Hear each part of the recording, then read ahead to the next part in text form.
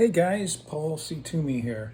I'm going to tell you a little bit of a story about how I found my way to my latest brand new book, and then give you a little bit of an outline of the story that book tells and reveals about the great cartoonist of the 20th century, Milt Gross.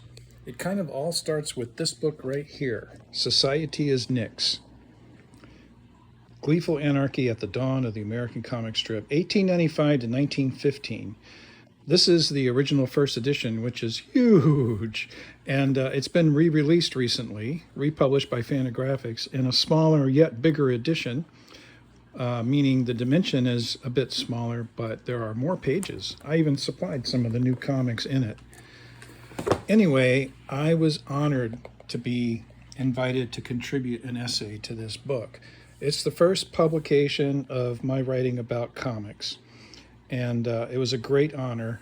And I was invited by the publisher and the editor of this book, Pete Maresca, and he's been a big supporter and champion of my work, and I thank him. After I submitted the essay, I guess Pete must have liked it, because he asked me if I would help him out and write the biographies, the mini biographies of the 60 or so creators that are included in the book. And a lot of these folks at the time and even now are pretty obscure. They're not that well known. Winsor McKay is, but anybody know who Dink Shannon is? In fact, I'm not even sure Dink is his actual name. I found one newspaper article that calls him Adolf, his last name being Adolf, not his first. But some of these guys were some of these cartoonists. I shouldn't say guys, because there's women in here too. This was quite a task, and it basically set me out on a path of discovering the stories of lost cartoonists and their amazing work, because this book has some incredible stuff in it. Just, Pete's gone through and he's picked out the eye-popping comics from 20 years of comics at a time when they were so vital and experimental and new. This one right here is by George Harriman, pre-Crazy Cat. So anyway, at around the same time, I got lucky enough to be able to contribute to this book, The Art of Rube Goldberg. It's it says selected, but it was put together by me and Rube Goldberg's granddaughter, Jennifer George. I actually went to New York City and stayed with her, and we worked on putting this book together. I have an essay in it, and I got credit as a co-editor. And then back to Sunday Press, Peter Maresca asked me if I'd like to do a Goldberg book on foolish questions, and I was like, yeah, twist my arm. So we did, and I got credit as a co-editor, and there's an essay by Jennifer George, a foreword about her granddad, and I got to write the introduction, and contributed, a bunch of scans and interesting back material, which was, I should mention, Carl Linick. Carl Linick helped create this book right here. He stays in the background a lot, but man, he's been instrumental in a lot of the comics reprints of great old Sunday comics from, I guess you'd say, the Platinum era. And here he is again. He's got this essay right here. So we worked on including some extra stuff in the back that was pretty fascinating. And this book got nominated for an Eisner Award, one of two I've been nominated for.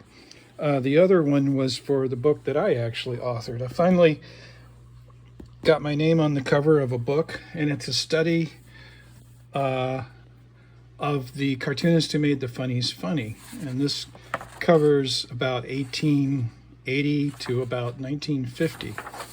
And it's got 15 chapters, and each chapter gives you the story and career and samples of their work of a cartoonist who I felt belonged in this kind of subgenre of screwball comics or screwball comedy comics.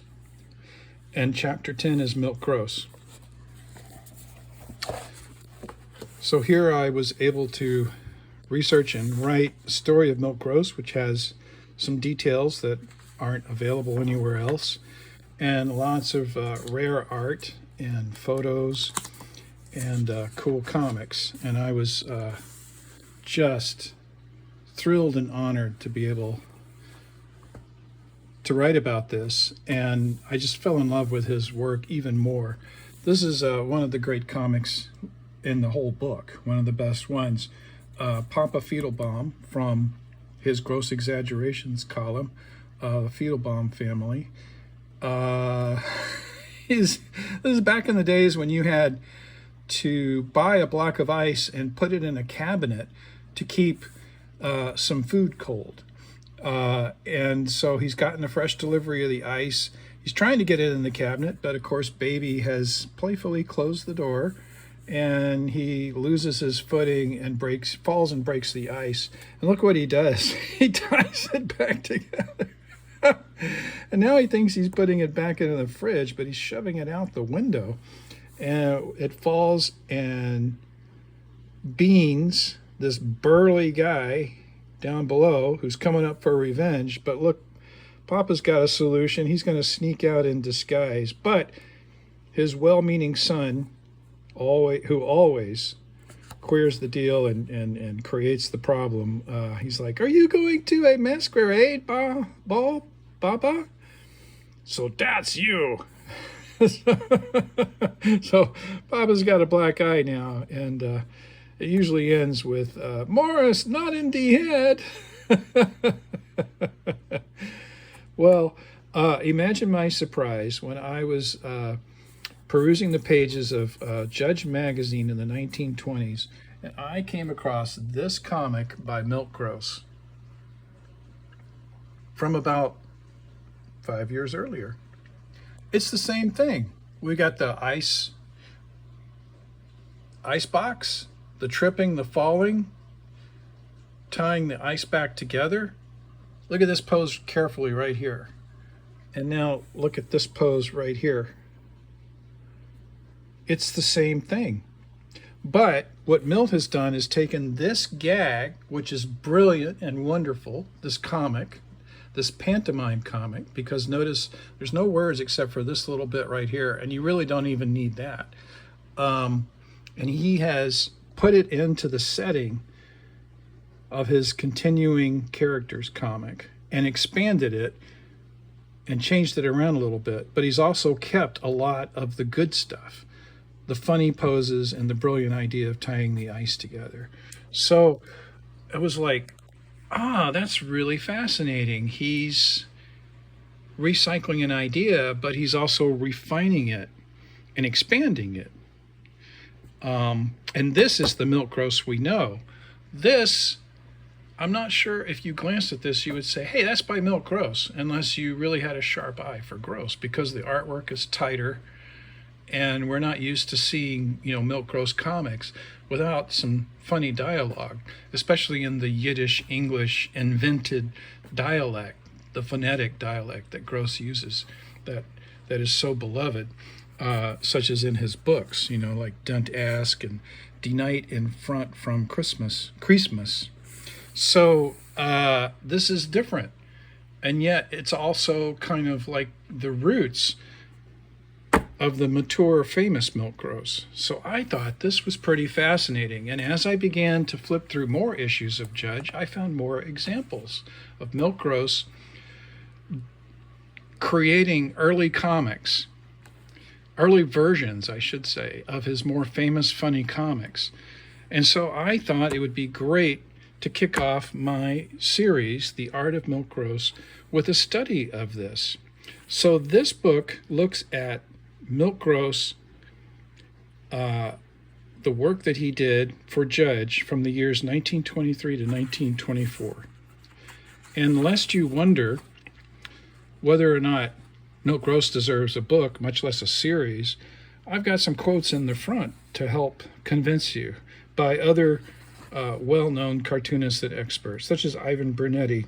Cartoonist Milt Gross is one of the medium's overlooked greats, a master of cartoon pantomime. And that's why I put this here, because what we find is most of the comics that Milt Gross does in Judge are what I call long-form pantomime comics. Now, in this book, there's a great foreword by modern cartoonist from Florida, who's created the Ignatz award-winning series Snake Creek, Drew Lerman. I love Drew's work, and I thought there was some kinship with Milt Gross, and so I asked him if he would write a foreword, and he gracefully did, and it's a great piece. And then we've got a long section of the Judge comics with notes by me, and then I wrote an essay. This is how Milt Gross used to sign his name in the late 20s through the 30s, and perhaps even into the 40s. He would sign his letters and sometimes sign autograph his books. Gradually, Milt Gross, which is really funny in itself, because it's got that same phonetic, word-shaped tone to a sign-off, like sincerely or gratefully or warmly, right? It's got the adverb ly, but gradually. And that actually is a kind of a reference to him saying, I might look like an overnight success with my 1926 bestseller, Nize Baby, making me a national celebrity. But hey, it's been a long haul, and this book helps tell that story. And in the back, there's about 60 pages of extra stuff. And then I wrote a Milt Gross timeline, so you can kind of understand his overall story and where the stuff in this book is taking place. And then we're looking at some of the selected works of Milt Gross. This doesn't even capture everything he did, but it covers his published books and newspaper comics. So,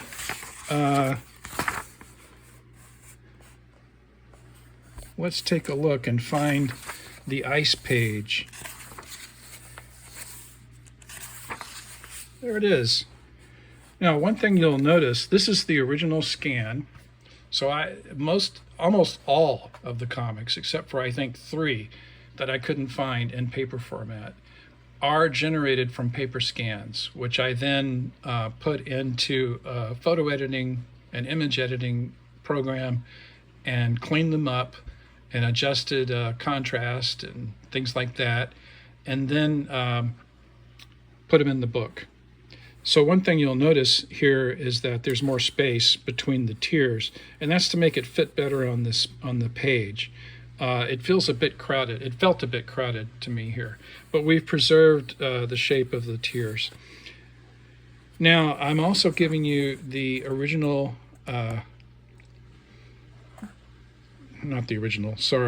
the page from a few years later in Nize Baby that we looked at. It has to be in black and white. All the interior is in black and white. If I did it in color, the cost of the book would be, this is a 200-page book, so the color printing would increase the price greatly. And now you're also getting some notes from me where I give you, where I explain, kind of what's going on here, and also explain a few other things like this right here. What is that? Okay, what's happening in panel 1? Readers at the time in 1923 would have understood what this is, but do we get it today? I think, some of us might, but some of us could use an explanation. This is, I finally figured it out. You would, when the Iceman would come, especially if you were in a New York City apartment on a different floor, he would blow into a tube and a little whistle would sound. And that means that your ice delivery is here. So come down and get it, or open the door. Okay, so Papa got the ice. So that's what's going on there. And another thing the notes are pointing out is this wonderful little bit in the end. I had to actually look this up. Turns out ice boxes all had a drain where when the ice would melt, it would drip down a little pipe at the bottom and into a tray. And you had to empty that tray constantly or it'd overflow and you'd have water all over your kitchen floor. So that's what that is. That's a little bit of residual water, but it also makes a great little uh, closing note, kind of like a wah wah. Really great. So, the whole idea behind Erratic Press, which is the name of the publishing imprint that this book introduces, and believe me, guys, I have a lot of plans. There's the timeline I mentioned, and there's the selected works list. The whole idea behind Erratic Press is to restore context, and it takes its name from the glacial erratics that I see in the part of the United States that I live in, the Pacific Northwest. You'll be walking through the woods or along a beach, and you'll come across this giant stone, this huge stone that dwarfs a human being. You can climb on top of it. It's so big, and it's like there's nothing else like this around. No other rocks this big. What is this? Where did it come from? Well, it turns out it goes back to the ice ages, and it's a part of the mountains that got shifted as the ice melted, and it got moved out of context, out of place. And so when you realize that, you can appreciate this a lot better. That's the missing context to help you understand what this is. And that's what Erratic Press is about. It's about restoring that missing context. And that's why we've got stuff in the back, right? That's giving you some information about pantomime cartoons. And I'm sharing some of my research material with you to help you understand what's going on with Milt Gross in 1923 and 1924, and what's going on with comics and cartoons. And here's some excerpts from the memoir of the editor at Judge that Milt Gross worked with, who I think was a definite influence on Gross. And this guy right here, H.M. Bateman, you ever heard of him? He was a master of the pantomime cartoon in Britain. And I think he was a huge influence on Gross and his contemporaries in the early 20s. And in fact, as I talk about in my essay in the book, which is right here,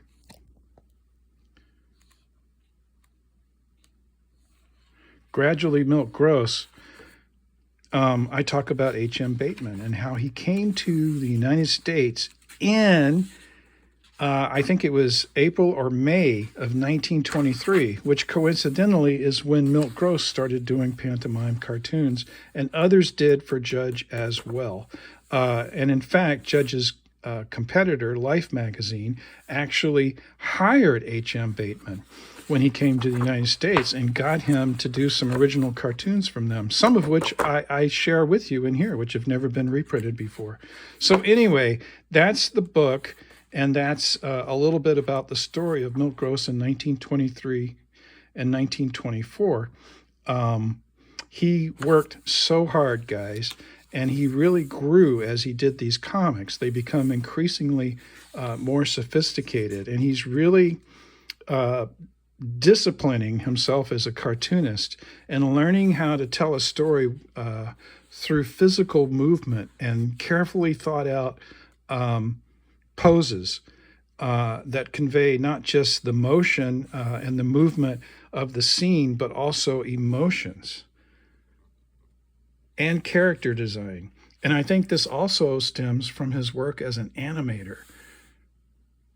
Milt worked as an animator, and my essay tells you about that background a little bit. There's more to explore, though, and in future volumes we'll cover more about his work as an animator. Love that right there. This is a great superhero parody about 4 years before Action Comics #1. Alrighty, well, there you go. There's a little bit about the book. I've put the link below where you can order it from Amazon. It's just out, and I hope Milt Gross fans everywhere find this. I encourage you to please share information about this book on your social networks, because I don't have a way to get the word out really except through the grapevine. All right, folks. Well, this is Paul Tumey saying, Iggy, keep an eye on me. Till next time.